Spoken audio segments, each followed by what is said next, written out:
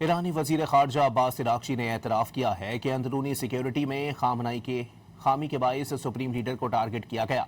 एक इंटरव्यू में अब्बास इराक्ची ने कहा कि हमले की सुबह सुप्रीम लीडर अपने दफ्तर में मौजूद थे। उसी वक्त दूसरी इमारत में डिफेंस काउंसिल और वजारत इंटेलिजेंस के इजलास भी हो रहे थे।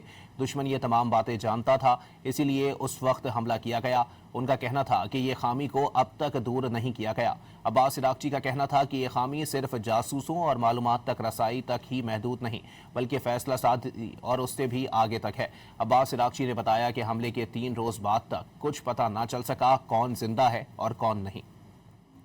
ईरानी वजीर खारजा अब्बास इराक्ची ने एतराफ़ किया है कि अंदरूनी सिक्योरिटी में खामी के बाइस सुप्रीम लीडर को टारगेट किया गया।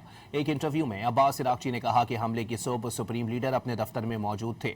उसी वक्त दूसरी इमारत में डिफेंस काउंसिल और वजारत इंटेलिजेंस के इजलास भी हो रहे थे। दुश्मन ये तमाम बातें जानता था, इसीलिए उस वक्त हमला किया गया। उनका कहना था कि ये खामी को अब तक दूर नहीं किया गया। अब्बास इराक्ची का कहना था कि ये खामी सिर्फ जासूसों और मालूमात तक रसाई तक ही महदूद नहीं, बल्कि फैसला साधी और उससे भी आगे तक है। अब्बास इराक्ची ने बताया कि हमले के 3 रोज बाद तक कुछ पता ना चल सका कौन जिंदा है और कौन नहीं।